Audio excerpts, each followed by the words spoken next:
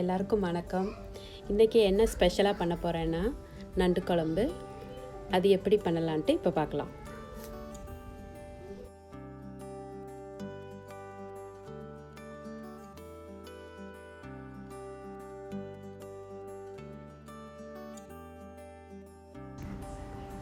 இப்போ பார்த்திங்கன்னா 4 நண்டு எடுத்து வச்சுருக்கேன். நல்லா சுத்தம் பண்ணிவிட்டு நல்லா கழுவி வச்சுருக்கேன். இது மாதிரி எல்லாத்தையும் உடச்சி வச்சுக்கணும்.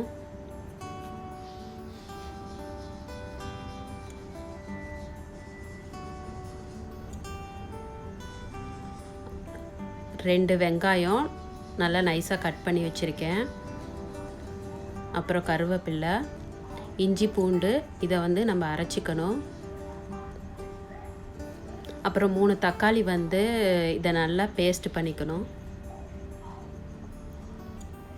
1/4 டீஸ்பூன் மஞ்சத்தூள், 1/2 டீஸ்பூன் ஜீரகத்தூள், 1 டீஸ்பூன் மிளகாத்தூள், 3 டீஸ்பூன் மல்லித்தூள் எடுத்து வச்சுருக்கேன்.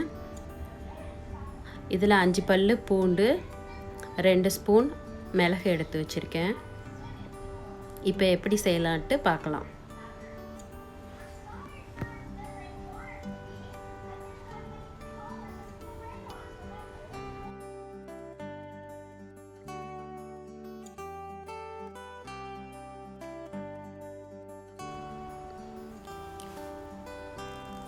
இந்த கடாயில் நம்மளுக்கு தேவையான அளவு எண்ணெய் ஊற்றிக்கிட்டு நான் 3 ஸ்பூன் ஊற்றிருக்கேன். இப்போ எண்ணெய் காஞ்சதுக்கப்புறம் அதில் 1 ஸ்பூன் சோம்பு போட்டுக்கணும். இது மாதிரி நல்லா வெடித்து கொஞ்சமாக செவந்ததுக்கப்புறம் நம்ம வெங்காயம் கருவேப்பிலை சேர்த்துக்க போகிறோம்.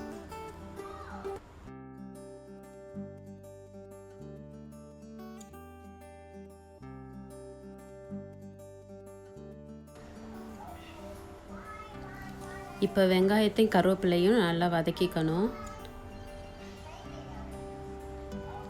வெங்காயம் நல்லா வதங்கணும். இது மாதிரி கொஞ்சமாக நீங்கள் உப்பு கூட சேர்த்துக்கலாம், சீக்கிரம் வதங்கிடும்.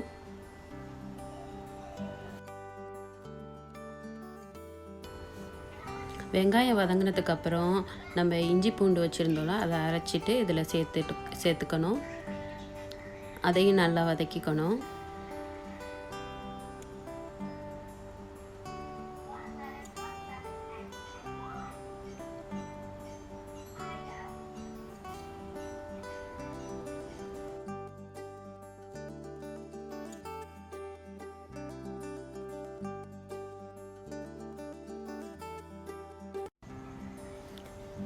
மிளகாத்தூள், மஞ்சத்தூள், மல்லித்தூள், ஜீரகத்தூள் இதெல்லாம் இப்போ சேர்த்துக்கிட்டு நம்ம நல்லா வதக்கிக்கணும்.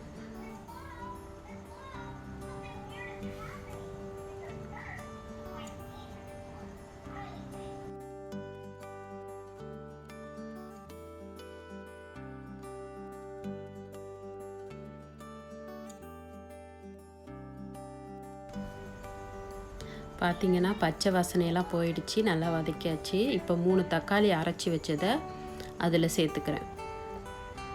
இதையும் நல்லா வதக்கிக்கோங்க.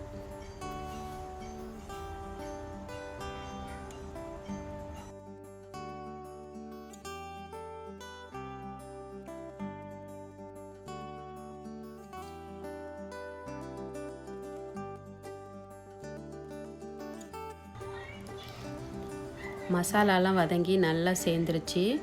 இப்போது நம்மளுக்கு தேவையான அளவு உப்பு சேர்த்துட்டு இப்போ நண்டை இதில் சேர்த்து நல்லா வதக்கிக்கலாம்.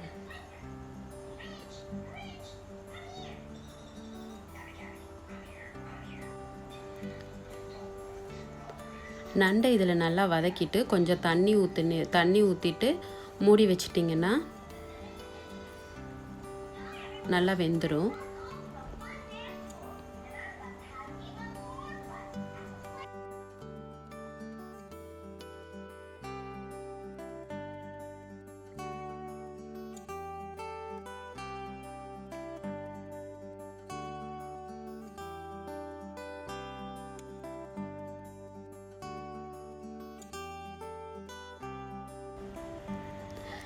நம்ம எடுத்து வச்சுருந்த பூண்டு, மிளகை இது மாதிரி நல்லா தட்டிட்டு நம்ம குழம்பு கொதிச்சதுக்கப்புறம் இதை லாஸ்ட்டாக சேர்க்கணும்.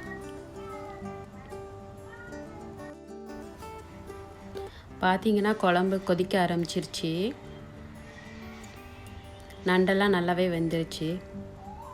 கலர் சேஞ்ச் ஆயிடுச்சு பார்த்தீங்களா. இப்போ நம்ம தட்டி வச்சுருந்த பூண்டு மிளகா வந்து இதோட சேர்த்துக்கணும். சேர்த்துட்டு லைட்டாக கிளறி விட்டுட்டு அதுக்கப்புறம் மூடி வச்சிடணும். ஒரு 5 நிமிஷம் இருந்தால் போதும், ரெடி ஆகிடும்.